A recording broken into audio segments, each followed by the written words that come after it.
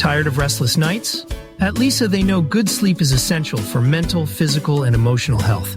From memory foam mattresses to hybrids that keep you cool all night long, Leesa's mattresses offer exceptional comfort and support, with free delivery and 100 nights to try out your mattress in the comfort of your home. Go to Leesa.com today and get 20% off all mattresses. That's LEESA.com and use code IHEART for an extra $50 off your purchase. Remember, no matter who you are, there's a Leesa just for you.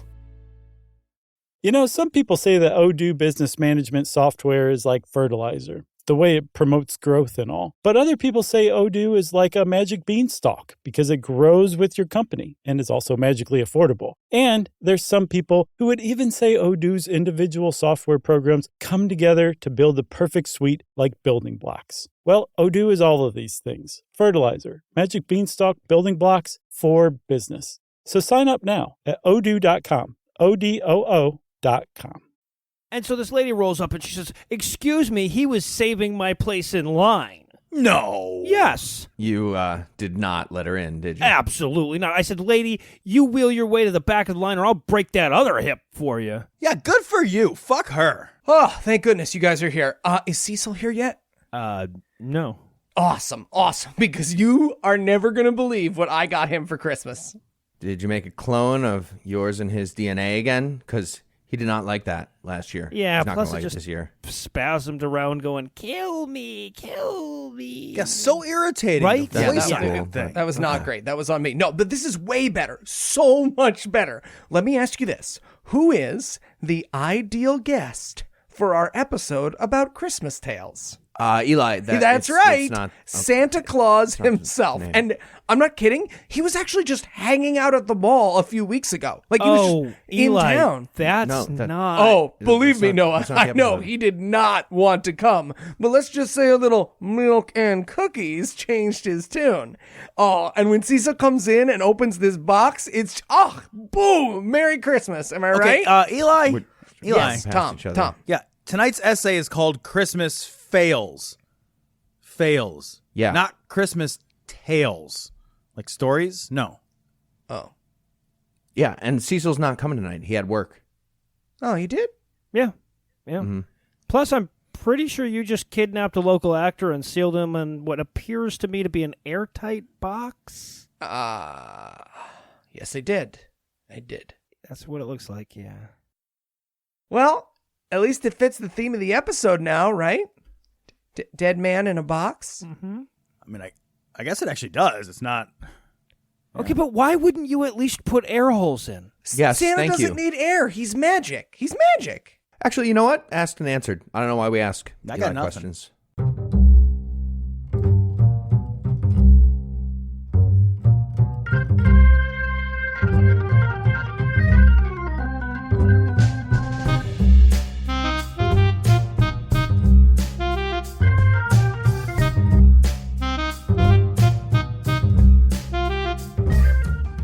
Hello and welcome to Citation Needed, the podcast where we choose a subject, read a single article about it on Wikipedia, and pretend we're experts. Because this is the internet, and that's how it works now. I'm Heath, and I'll be hosting this very special Christmas episode. And joining me is a panel of atheists for that purpose. First up, we have the fourth understudy for Santa at an outlet mall. Tom is here. You know, when they say you can't be drunk on the job, they mean the whole time you're on the job. I get it now, whatever. And we also have the ninth understudy for Santa at an outlet mall, Eli. Okay, well, just as soon as Tom drinks that hot cocoa I made him, that part is mine. You understand? Well, you Mine. get bumped up to 8th anyway. Yeah.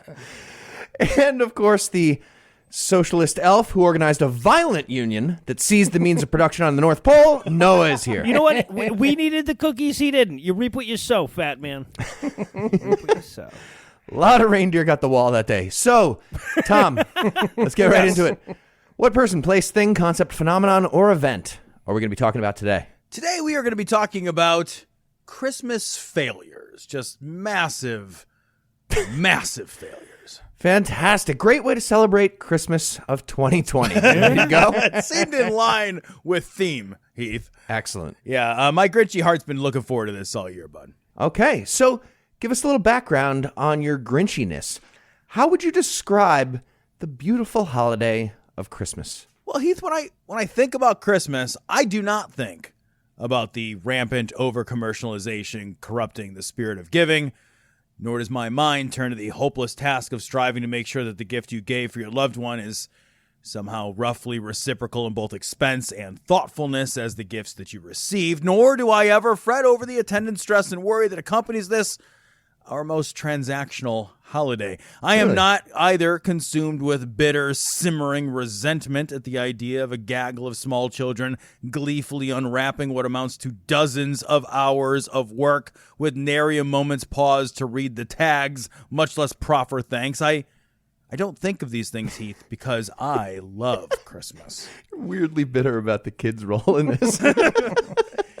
In fact, of all the garish polyester holidays, Christmas, that's my absolute favorite. But not everyone shares my love of Christmas. And today, I'm going to share with you some spectacular Christmas failures, my friend. Okay. Story of the Crucifixion. Nice pick. That was probably in the spring, but yeah, good pick. Good stuff. Oh, here I am just thankful this record is happening before you guys see how shitty a gifts I got you. I mean, we've known you for a bunch of Christmases before this one. Last year you got me a book called You Smell Bad. And I can't help but notice you didn't read it, Eli. All right. Can't help but notice on this Skype call. Skimmed it. All right, so the best, the brightest, my very favorite of these Christmas failures is the epic Christmas mess that was Lapland New Forest. This is so ridiculous. This is amazing. I know it's going to happen. In early bad. December of 2008, Lapland New Forest opened, and then just 6 days later, it closed. And if, as I do, you love anything that disappoints children, you are going to love this story. So aggressively angry at children. But before we get to the actual festival, I need to tell you about the organizer. In August of 2008, Lapland New Forest Ltd. was registered. It listed as its sole director a 65-year-old guy named Victor Robert Mears. This is a man who had served 4 years in prison for tax evasion in the 80s and who gave testimony in the trial for the Brinks Mat robbery. The Brinks Mat robbery could be its own episode of the show. That was a robbery in which, in 1983, it was billed as the crime of the century, and it involved the theft of 100 million pounds worth of gold, diamonds, and cash from a warehouse at the Heathrow International Trading Estate. Victor Mears, the sole director of Lapland New Forest Ltd., he was involved enough in this heist that he testified on behalf of one of the defendants. A guy named Kenny Noy. Kenny Noy was acquitted on a technicality for the murder of a police officer in 1985 and would later go on to murder someone else in a road rage incident in 1986. So our festive hero, Victor Mears, testified for this guy, who incidentally he had met through a gold trader named Derek Little Legs Larkins. Okay. We're all picturing a heist by a corgi. Oh, obviously. I am now. Okay, I want to point out that Tom has introduced 3 dudes, tax evasion, a dead cop, a dead non-cop, a gold trader, and a heist that are never going to show back up in this story in order to say, so this dude started a company. Okay, I want that on the record next time I get shit for pointing out the surprisingly vast swath of cultural touchstones that can trace their roots back to the Etruscans. Okay, Well, Noah, maybe the Etruscans should rob more banks and kill more cops. they invented robbing banks and killing cops. All right, so let's fast forward 20 years to 2008. Victor's company, Lapland New Forest Ltd., was applying for a planning application in East Dorset. The proposal was to build a winter wonderland, a, quote, wonderful experience for all the local children to enjoy. This pop-up holiday utopia was to feature a Christmas fair, replete with 9 log cabins, an ice skating rink, and an ice slide. There was going to be a nativity scene, a tunnel of light, and a Santa's grotto. Vendors would be on hand to sell kids, young and old, some tasty nutmeg-scented holiday treats. The whole thing, the application insisted, would be managed by, quote, a team of people who between them bring a great depth of experience organizing this type of event. Oh, this type of event. So carnies who are concurrently injecting heroin. Got it. Okay. Yep. I'm sorry. I want to go back to the tunnel of light? We have a Christmas tree farm. Last thing your brain summons up when you're dying. And an ice slide, huh? Ice slide? Fun. So the location they chose was near Matcham's Stadium. That's a spot of land nearby which was go-karting, paintball, bike racing, and something called boot sales, which I looked up, and it pretty much sounds like a flea market that you just run out of the back of your car. Now, if you're thinking, that doesn't sound like a picturesque locale for a holiday festival, well, then you are several steps ahead of the locals and the planning council, because they embraced the idea of this cinnamon-scented celebration with gusto. But there were some other notable signs that things might not be as grand as indicated. Frederick Nash, the leasing agent of the land being rented for Lapland New Forest, noted that the purported log cabins were, as yet, just a few ramshackle garden sheds, and that Victor Mears looked to be, quote, considerably out of pocket, end quote. Nonetheless, rent is rent, money is money, and the winter wonderland was a go. I feel like the chained up pit bulls are going to be a weird touch, but I don't know. What do we put, antlers on them or something like that? Who might judge? I think kids will like this. Spoilers, Heath. So the operation began in There will full be swing. near-death experiences and tunnels of light for people. So the operation began in full swing. Its headquarters, described in one article from The Independent as, quote, a converted police box and public toilet on an industrial estate. But from small beginnings, many a great thing hath been born, and the advertising for Lapland New Forest began in earnest. Boasting a ticket price of £25 per person and slick flyers with pictures of spruce trees and picturesque lodges covered in snow. The promises were of a, quote, magical avenue of light, Hollywood special effects, fantastic fun ice ring, seasonal food, market stalls, wood cabins, and much more. Santa Claus made Burning Man. Bring your kids. It's going to be great. Very quickly, thousands of tickets were sold, and children were anxiously awaiting the wondrous delight of this Christmas-themed bacchanalia. So wait, so the fucking sequel, the Fire Festival, was the Yice Festival? That is so derivative, okay? Give me a fucking break. I will now quote extensively from the first-hand accounts of the tragically misled and the deeply disappointed. Oh, good. According to Jane Parrott, a woman whose family paid nearly £300 for the privilege of entrance to Santa's newly minted magical kingdom, quote, it looked like a traveling fun fair or a car boot sale. The tunnel of light was a joke. It was like they had pulled Christmas trees on both sides of a path together, plonked on some fake snow, and put hanging netting lights up. The queue. But that's what it said in the flyer, right? That's like basically the description. Anytime you say plonked, you're not impressed. Place isn't made by genuine ice fairies. Fuck you. What do they think Christmas stuff is? You just described it. Fake snow and bullshit. You're not wrong. The queue for Father Christmas was a joke. We gave up after half an hour, but my sister-in-law was waiting for 2 hours, and when they got there, they were charged £10 for a photograph with Santa. Oh, Jesus. I know that sounds bad, I'll admit it, but what about the promised animals, the sight of which never fails to tickle the heartstrings? Well, they did have one reindeer. One reindeer. Just one. There were also some malnourished husky dogs tethered to a stake, which is Okay. hardly I was inspiring. joking about that. But plus side, there was also a polar bear. You got to admit, a polar bear. That's a pretty awesome get. Except the polar bear was plastic and half hidden in the nearby woods. Just Okay. I feel like that's kind of how it should. Like, people expected a live, friendly polar bear. Just like handing out old-timey glass bottles of Coke in a commercial. Well, what I love is that they bought a plastic polar bear but decided to leave it as an Easter egg. Yeah, right. For the kids who really wanted the most out of Christmas land or whatever the fuck they called it. Well, what I really love is the fact that these guys weren't trusted with polar bear maintenance, honestly. I don't even think I trust them with the plastic one. So the Hollywood-style special effects that were promised did not quite make the cut when it came to the costuming. The elves and snowman being described as looking, quote, ill-made for one amateur dramatic society, but worn by another. I think is great. Excellent word. The nativity scene was not even a full diorama like you might see at your local church, but was instead just a painted backdrop flapping suspended in the wind astride a muddy field. the promised snow was fake, and rather than white, cheerful, and plentiful, it was sparse, lay forlornly in the mud, and seemed to be not so much nestled in drifts as dropped in sad little handfuls here and there. The ice rink, that malfunctioned, which means that rather than an ice rink, they just had a mud pit. A frustrated family leaving the park shouted at a Sun reporter, quote, "Santa's gone home. Santa's fucking dead." It's a fucking Nietzsche quote. Read a book. It's not that I do not believe in Santa. It is that I cannot stand not to be him.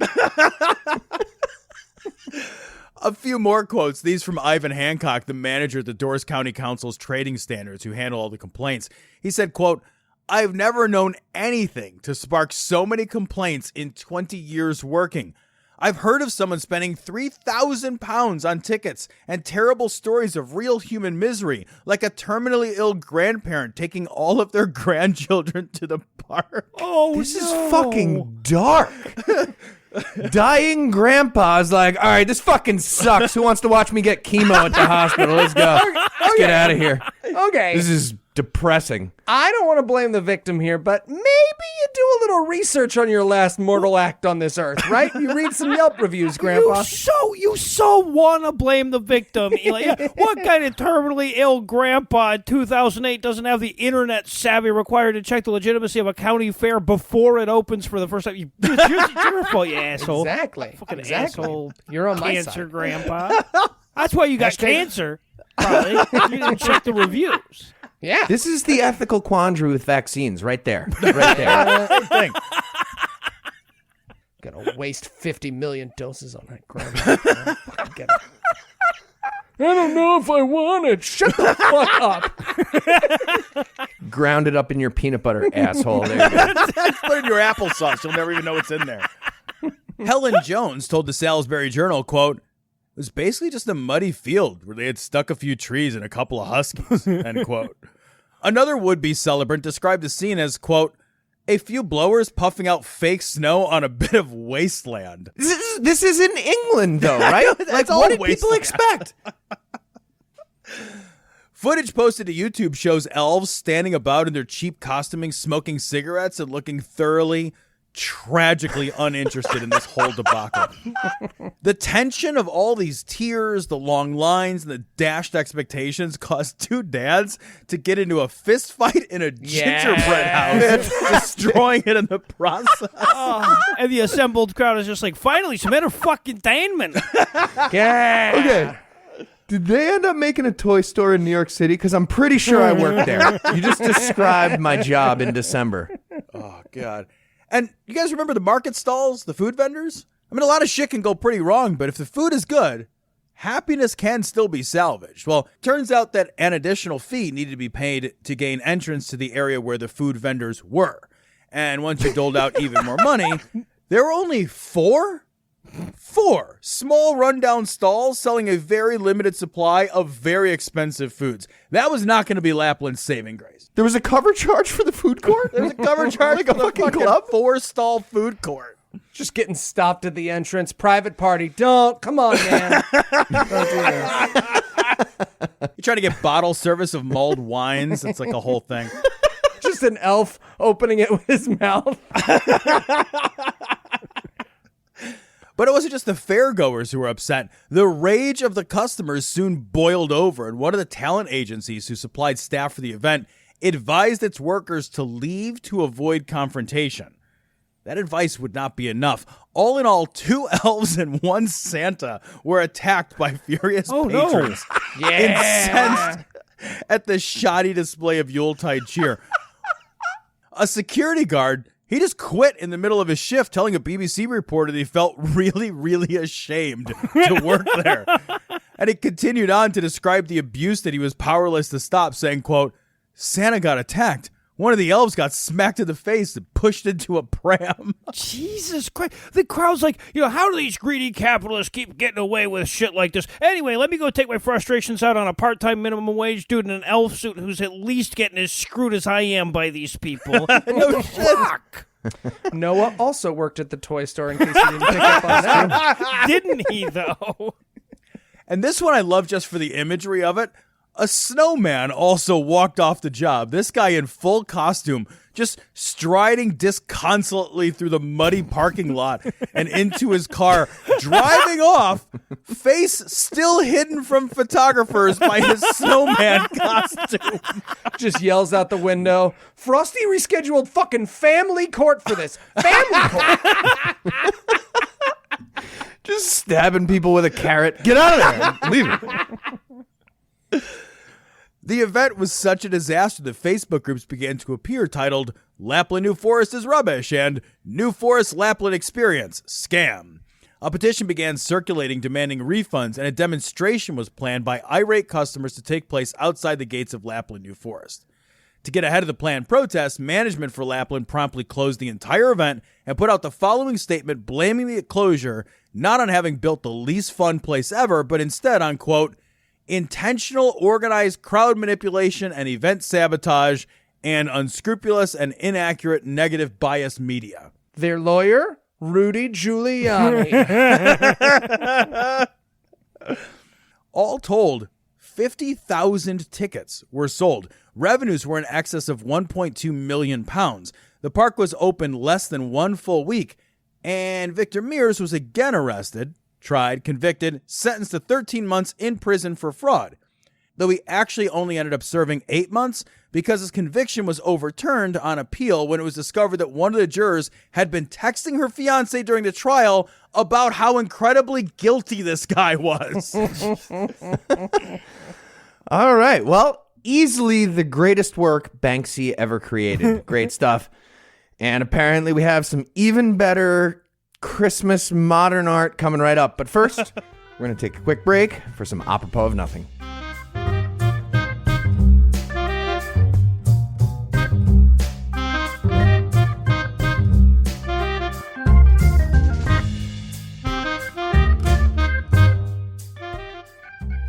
Oh, Granddaddy, thank you so much for taking us to Christmas land. Yay! Anything for you, kids. Grandpa loves you so much.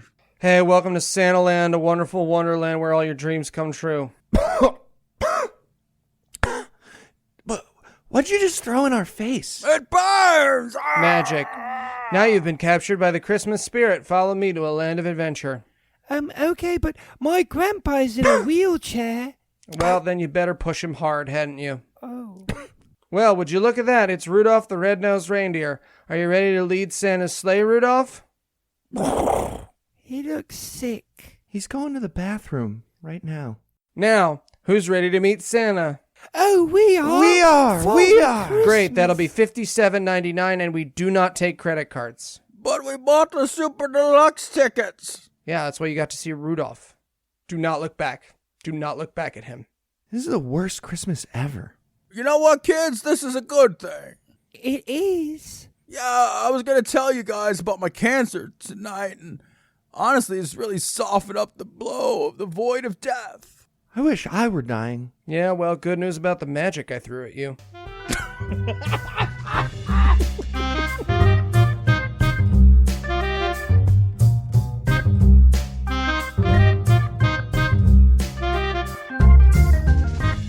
And we're back. When we left off, Tom was taking the last can of Who Hash and grinning widely. What's next?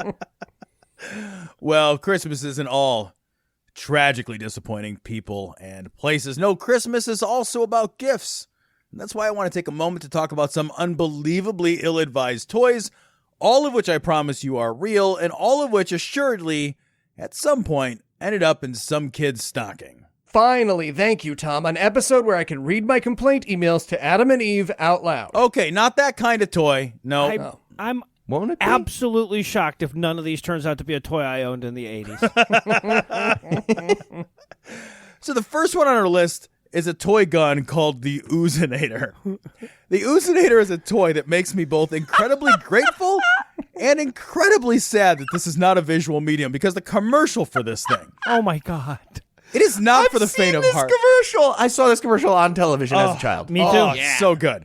It's so good, guys. Google this thing, Oozinator commercial.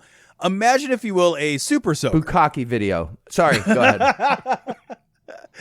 Imagine a super soaker, which rather than shooting a continuous stream of water, instead erupts after several pumps with a short blast of white viscous ooze. Yep. Basically, this is a toy gun you chase your friends with until you corner them, at which time you jerk off your toy until it ejaculates all over your buddy.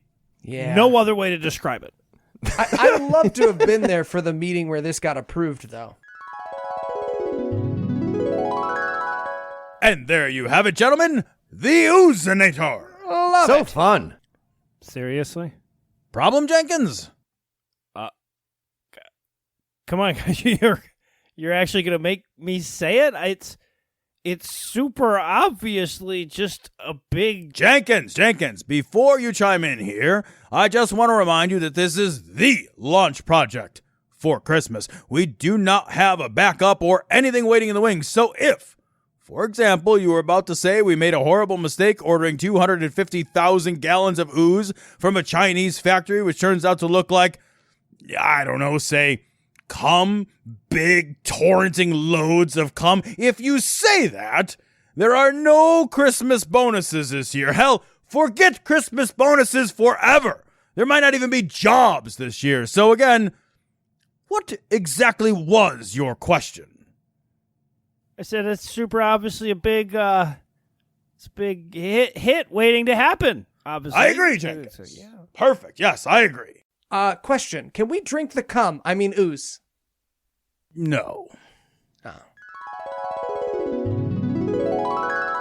So while the Oozinator is problematic for being a cum shot toy, it's nothing compared to the Austin Magic Pistol. The premise of the Austin Magic Pistol was to fire a ping pong ball from its toy muzzle, which at first sounds fairly harmless.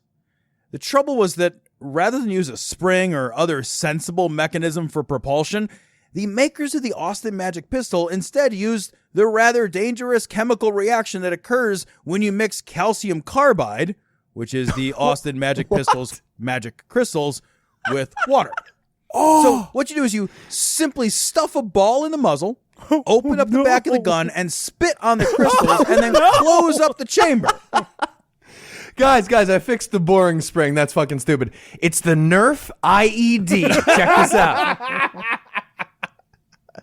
Now, after an indeterminate amount of time, the calcium carbide will violently react with the water and explode. The ping pong ball, along with an actual jet of flame, then erupts from the Austin Magic Pistol. Yeah, and if giving your kids an explosive chemical reaction toy which generates an actual muzzle flash sounds fine, keep in mind that this toy also had the bad habit of exploding from the pressure of the blast, sending bits of magic flying at speed into the eyes of friends and family. Oh, no. The Austin Magic Pistol is now, and I am not kidding, it is now classified as a firearm. So if you want to acquire one for novelty purposes, it may require a background check. Yeah, that sounds about right. But there is a Toy Fair loophole if you want to get it. Well, but look, it's a fucking firearm that's sometimes a surprise grenade. You know, look, only in America would we be shocked that there's at least some paperwork involved in owning one of those. Okay, my favorite thing about this thing is that if you go on YouTube and you search for it, the second video is a guy who reviews vintage toys. Right, that's his channel, and it fucking explodes. And this guy, whose entire career is very clearly being like, well, the Hanson train sure is fun, and it came, he's like, oh, fucking shit! God, I hate it! I hate all of this stupid old shit that I have to fucking look at all the time! And then it cuts away, and he's back in his house, and there's no sign of anything. And he's like, well, this has been quite the adventure today. If you'd like to see other toys. Oh, my God. Now, before we leave the it seemed like a great idea at the time, 1950s, we have to touch on the Gilbert Company. The Gilbert Company sold two very troublesome educational toys. The first was the Atomic Energy Lab. A toy which came with Sorry, what? Yeah, you heard that exactly Did right. you say Atomic Energy Atomic Lab? Energy Lab. Yes. Toy? Yep. for From child? the 1950s when we knew nothing about how these things worked. This was a toy which came with a working uranium-238 Geiger counter, a Wilson cloud chamber, an electroscope, and 4 samples of uranium-238 ore. Jesus. That's just Absolutely not. Yep, absolutely true. Now, uranium-238 isn't going to go all chain reaction on its own. You first have to turn it into plutonium-239, and the Gilbert Company wasn't yet making that kit. But uranium-238 does give you cancer, and that is the gift that keeps on taking. Guys, the Gilbert Company's doing great, but another one of our toy makers got murdered by Mossad. I don't know what's happening. What we're saying is there's a much darker origin story for Rudolph than you think there is. So the Gilbert Company, not evidently content to meddle with the replication of your DNA and chew up your insides on a cellular level, also marketed and sold, quote, the Gilbert glass-blowing kit for boys, What? end quote. For boys? For boys, because I guess Gilbert didn't want young ladies learning to blow anything. It seems self-defeating. The idea here was to give kids a toy that they could use to learn a skill, but glass blowing is a fantastically dangerous skill. Yeah. It involves working with glass at temperatures of about 1,000 degrees. And this kit did not come with gloves or goggles or anything remotely approaching the idea of safety. They literally, you would blow glass? Like, actually? This is a glass blowing kit. This You isn't like heat in the a Easy Bake furnace. Oven. It's actually 1,000 degrees. I mean, think about that. 1,000 degrees, no safety goggles. On a related note, one of my children is a year away from driver's ed and doesn't cut his own meat with a fork and knife. And another of my children cannot match his own socks into pairs. Okay, but Tom, they'd both be way more careful and able if those things were 1,000 degrees, right? Like the socks. Light those socks on fire. He'll get right the fuck to it. So let's fast forward again to a more modern era. We got to talk about Aquadots now. Oh, why? Do you have a guy? I do not have a guy. Aquadots, these came out around 2007. These are a crafting toy. I watched the commercial for Aquadots, but then I remembered I don't like crafting, and I promptly forgot what you can make with them. It doesn't matter. Because Aquadots were manufactured out of a material that, when metabolized, turns into GHB. Yes. That's right. If you buy your kids Aquadots, they just might accidentally overdose themselves on date rape drugs. So good luck explaining that toxicology report to the police. You ever see that Consumer Probe skit that Dan Aykroyd used to do on Saturday Night Live? Officer. And do you guys remember the Cabbage Patch Doll craze? Oh, they were made out of heroin. The only thing that would explain why anybody wanted those fucking... I know. Well, I'm old, so I remember this shit, but you might not have heard about Snack Time Cabbage Patch. This fucking nightmare has a motorized jaw that is meant to eat little toy food things and then inexplicably shit them into the doll's backpack so it can eat them again later like a one-woman human centipede or How something. could this go wrong? The doll shits and then eats the shit that's just made up of the shit that they ate. You got to take it out of her backpack first. So this voracious hell beast, once set on devour, was known for eating whatever its insatiable jaws approached. Sometimes that was a kid's finger, but most often it was kids' hair, which once bound in the unstoppable mechanism of the Cabbage Patch's evil maw would be pulled further and further into the guts of this contraption until several kids would become severely injured. At the factory, he's just like, hey, Dave, am I reading this right? You gave our Cabbage Patch doll the jaw strength to, and I'm quoting you here, rend flesh from bone. Flesh from bone, yeah. So, What's the question? 2 questions. 2. Why did you do that, and why is that a unit of measure you use here at the Cabbage Patch factory? You know what? I hear it now. I hear it now that you said it. And of course, sometimes you open up your Christmas gifts and there were those unexplainable summer-only presents that you had to Yeah. then put on a shelf and stare at for 6 months until the weather allowed you to finally enjoy your goddamn Christmas gifts, Dad. Enter here the slip and slide. The slip and slide is basically just like a big garbage bag you throw on the lawn and spray with a hose. This works in the winter. Yeah. I've done ice slip and slide. For real. Hurt myself real bad. Once bored enough, kids, and that I promise is the operative word, kids, were supposed to run, launch themselves into the air, and slide boldly down the lawn, careening out of control across the near frictionless plastic. What fun. The problems are really twofold. First, people are fucking stupid, and many times kids slipped and slid their way head first into immovable objects, such as cars and fences, or pets, or other people. Does every fucking episode have to be political, Tom? Jesus. Yes. The other problem is that above a certain size, the slip and slide is just an invitation to thoracic injury. Right. But by True the time story. kids get to about 12 or so, they're too big for the sliding portion. And many a teen and adult has run, jumped, and then just thudded against the ground, breaking ribs, fracturing necks and spines, and becoming paralyzed.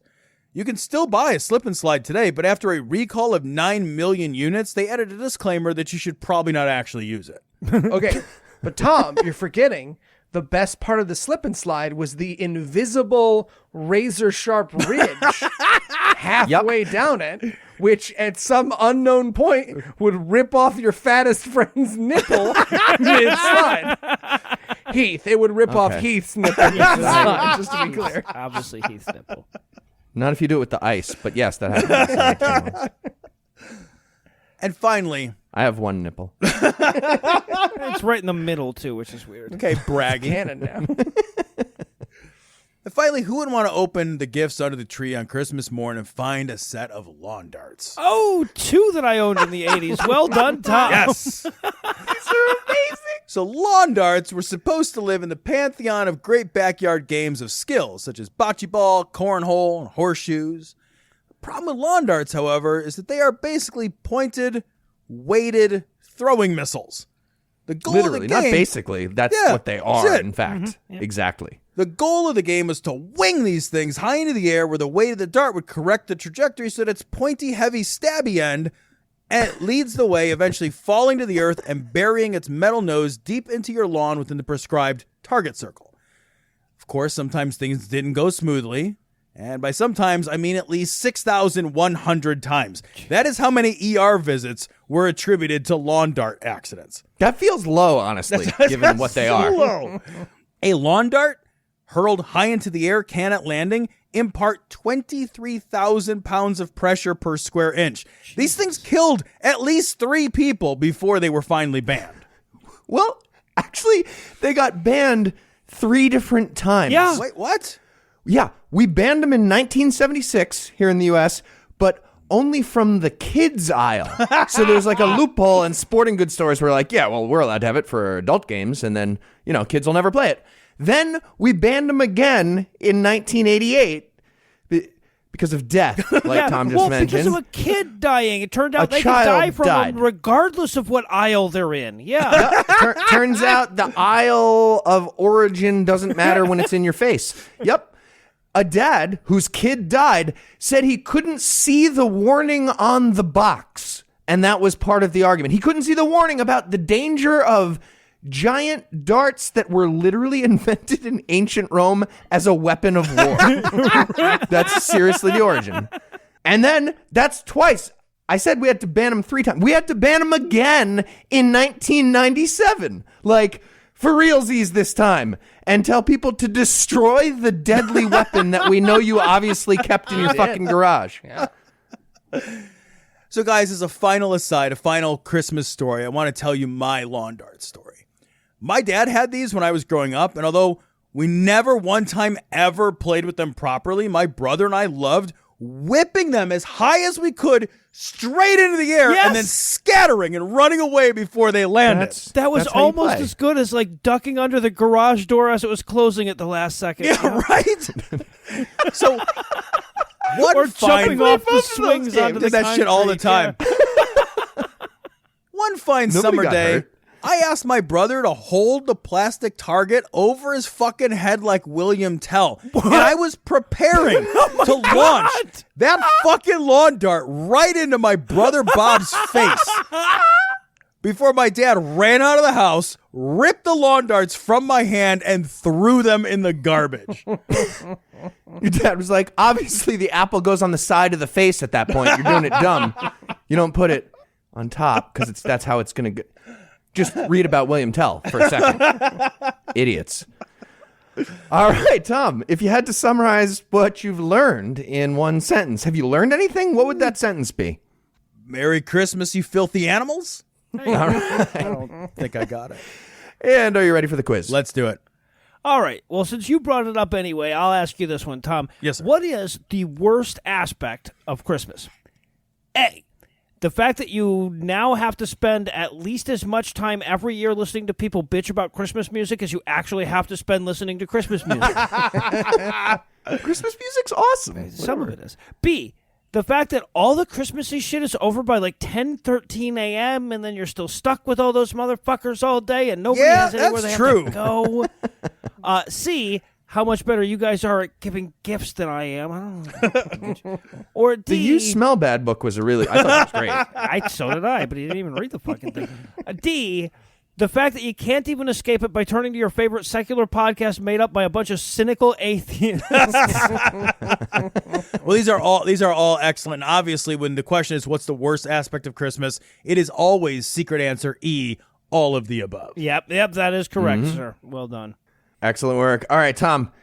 So lots of people were probably surprised at all the toys for children that were based on shit and cum. I was too. Which of the following is the best one that didn't get mentioned yet? A, the Pooper Soaker Squirt Gun. Fantastic. B, lawn sharts. Lawn shorts. Or, that's a fun game. Or C, the Cumpty Dumpty action figure. It's shit and cum. I feel like this has got to be the Pooper Soaker Squirt Gun. It's all That the is correct. I owned several Super Soaker guns, and you could put like loose shit in them if you wanted to. Nothing anybody could do. They have to let you. It's against the law. All right, Tom. Which of the following are actual words spoken in the Oozinator commercial? A, okay, now get me a tissue. Happy birthday.